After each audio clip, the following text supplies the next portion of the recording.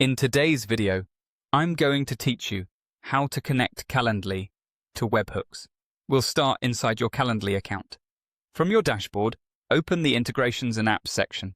This is where Calendly keeps all the tools you can connect to, including the developer options you'll use for webhooks. Use the search bar and look for API.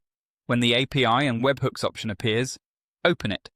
This page explains how Calendly's API works and, most importantly, lets you generate an access token you'll use to authenticate your requests. Choose Get a Token Now, then continue through the prompt. You'll be asked to give your token a name. Pick something descriptive, like the project or environment it will be used for, so it's easy to manage later. Confirm by creating the token. Calendly may ask you to type a verification code to confirm it's really you. Enter that code to proceed. Once your token is generated, copy it right away. You typically see it only once.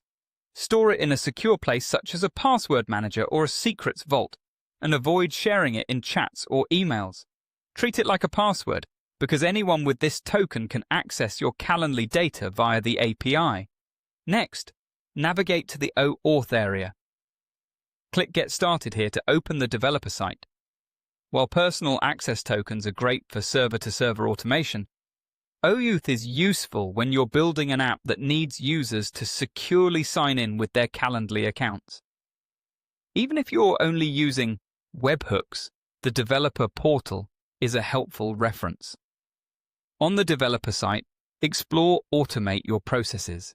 This is where you'll find documentation for webhooks, including available event types, like when events are created, rescheduled, or cancelled, and how to structure your webhook subscription requests.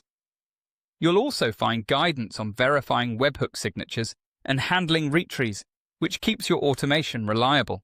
Check out Embed Calendly on your site to learn how to add booking directly into your app or website.